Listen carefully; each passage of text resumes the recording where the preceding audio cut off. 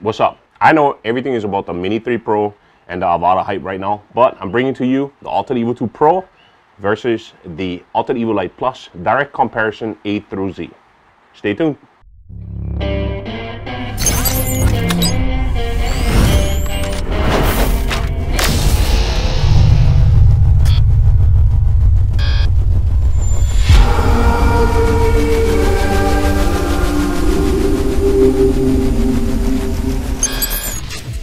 Hello everybody, welcome back to my channel. If this is the first time to my channel, please don't forget, like, subscribe, hit the bell, and there's also a thanks button in the bottom if you want to leave a donation for this channel. Everything is going to be pumped back into this channel. Today we're going to talk about the direct comparison between the Autel Evo 2 Pro and the Autel Evo Lite Plus, which I have prepared a huge video for you guys with chapters in the bottom.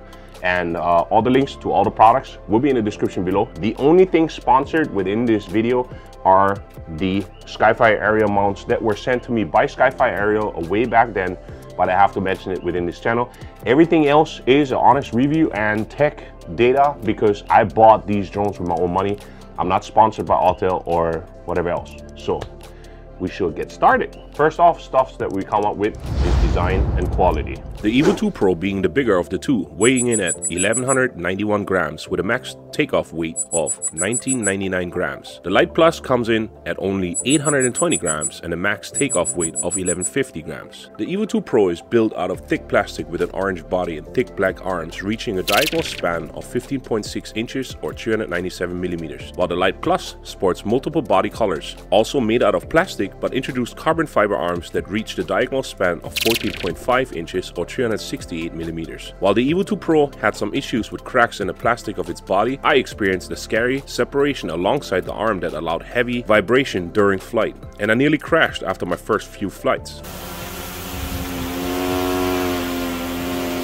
According to Autel, the cracks in the body were the result of stress caused by not unfolding the propellers properly before starting up, while my separation of the welding part on the arm was a manufacturer's defect that was categorized as an isolated incident. Which leads me to customer service. While having customer service second to none, Autel sent me a brand new Evo 2 Pro and propellers to take care of my issue, and I didn't even send back my broken drone at that time. Stunning. While initially having excellent service and sales going through the roof with the release of the Autel Evo Lite series, Autel stated that personnel from customer service was being reassigned to help fill and take care of back orders and causing customer service to dive bomb with a backlog of service requests of nearly 5 months. Just recently, since May of 2022, customer service is slowly returning to its former glory, and reports of customers being well taken care of are increasing steadily, but hasn't reached the level of awesomeness as it was 2 years ago. Now let's talk about some technical details. While the Evo 2 Pro was initially released in May of 2020 and available to customers awaiting a long-wanted smart controller, Autel suffered a huge setback due to the raging COVID pandemic and announced in June of 2021 that a new V2 version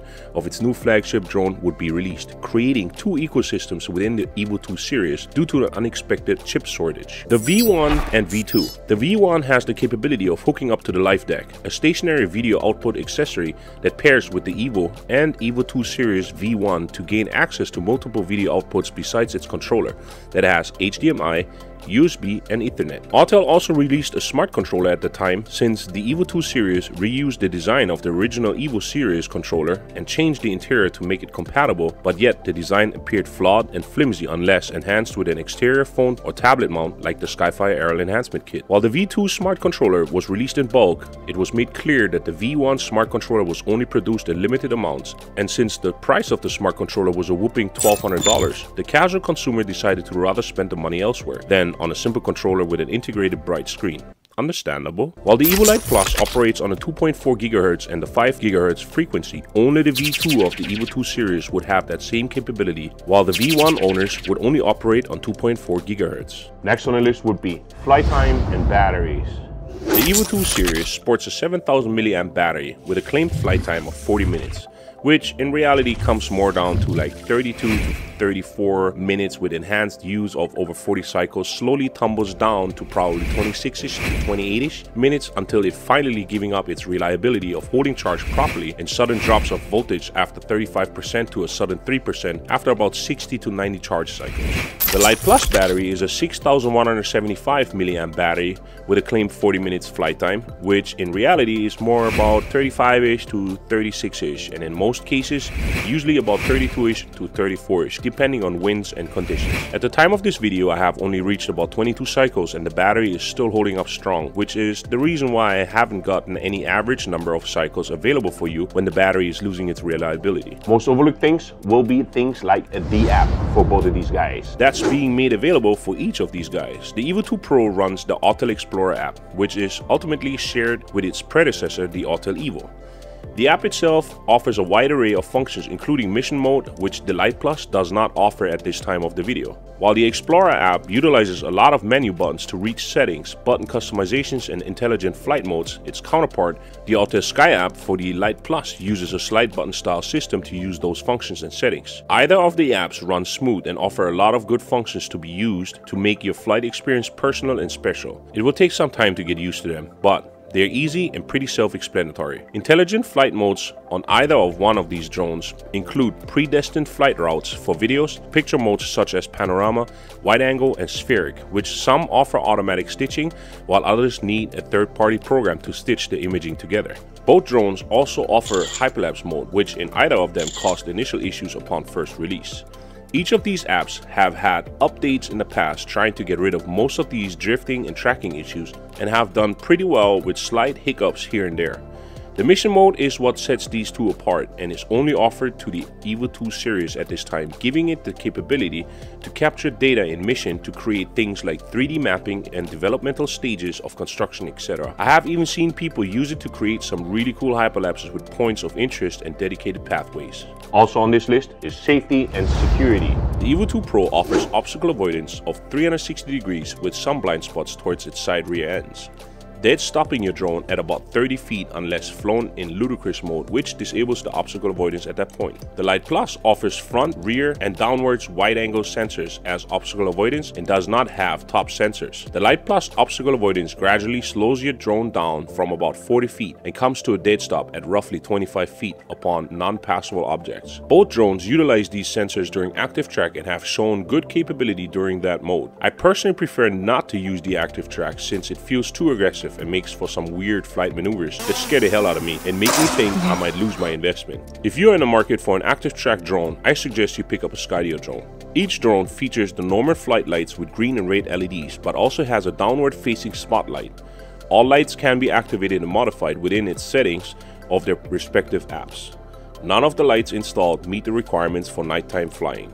Next on the list would be the controller. As mentioned earlier, the Evo 2 series reutilizes the controller of its predecessor, the Autel Evo drone. It later released the smart controller, which for many was a turnoff based on the price and its limited availability for the V1 version. All of which was ultimately a better way to enhance the controller with mods like the Alien Tech Antenna mod and the controller enhancement kit like the Skyfire Arrow kit to sport a heavy-duty tablet like the TripleTech 7 Pro or 8 Pro. All of which come down to be a cheaper alternative altogether, given that the tablet is an Android-based device, allowing third-party apps and its capability to be used with multiple drones, unlike its more expensive counterpart, the Smart RC, which is only dedicated to the drone itself. With the release of the Lite series and the Nano series, Autel introduced a new design with better ergonomics, more feel and stability, and some heavy-duty plastic sporting some removable joysticks, which, in the end, was seen by many as being flawed since there was no compartment integrated into the controller to store these sticks like DJI does. All in all, the controller felt better and had later on third-party kits made available like Skyfire Arrow to enhance the controller to sport an oversized tablet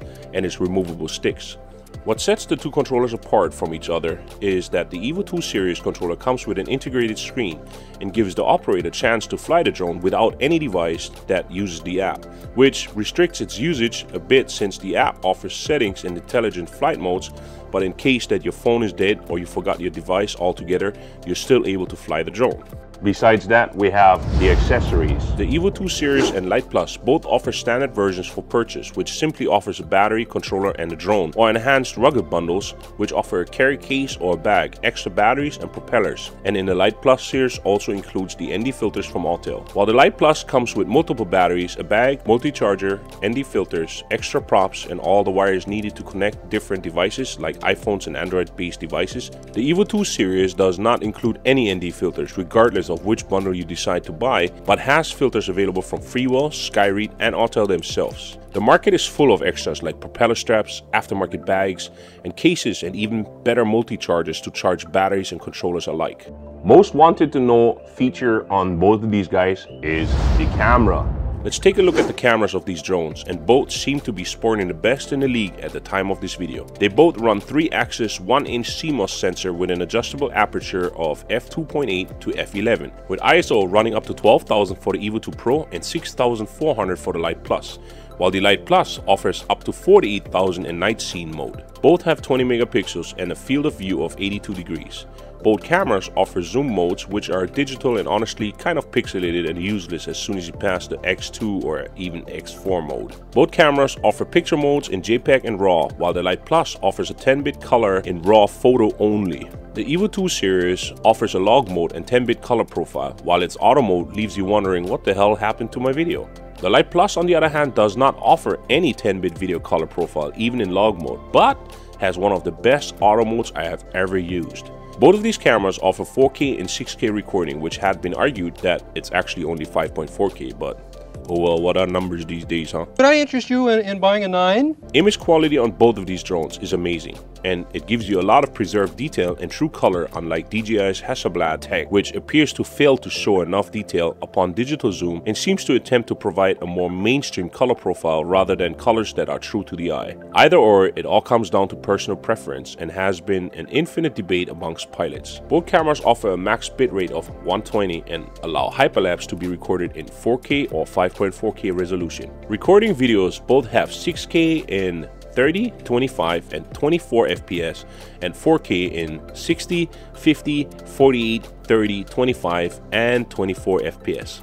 While the Evo 2 series allows 2.7K in 120 FPS, which the Lite Plus only offers in 1080p mode. The Lite Plus offers HDR mode, which is not granted by the Evo 2 series, but easily made up by its advanced options and settings, as many have claimed that the Lite Plus runs a RYYB sensor, which is not true. That sensor is solely for the Lite version without the Plus, to make up for its smaller sensor and therefore the lack of light captured. The Lite Plus and Evo 2 Pro both have amazing low light capability and are total joy in my eyes. All in all, the details preserved by the Lite Plus seem a tad bit better than the Evo 2 Pro, but are barely noticeable, while the Evo 2 Pro ultimately offers 10-bit color profile. ND filters are interchangeable for either one, since the housing and threading of the camera is the same. Let's look at the price scale between the two. At the time of this video, and being that the Evo 2 series is a little bit past its 2-year mark, the price hasn't changed a bit. In the rugged bundle, it's still at $2,500 price tag, simply because of its reliability and performance. Even though it has seen lower prices, such as $1,800 for the rugged bundle, and it's steadily climbed back up and stayed at its current price tag ever since. Many will argue that Autel has a history of leaving customers in the dust based on discontinuing the batteries for the X-Star model. Many seem to disregard the fact that the X-Star was 4 years old at that point, and that Autel Evo 2 series was just launched and offered way more than the X-Star ever could. Besides that, the Enterprise model and RTK versions is still going strong among companies,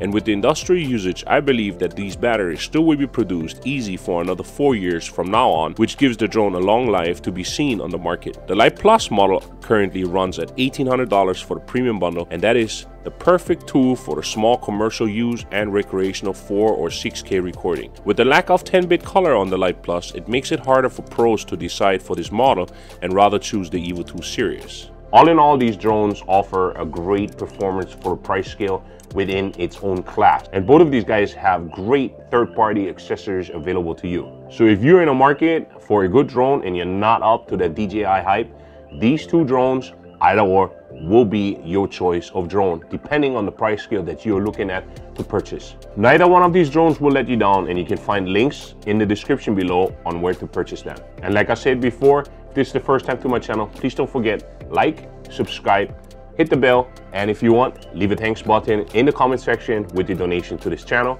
Besides that, please don't forget, be a nice human, make somebody else smile, and definitely pay it forward. Love you all. Aloha.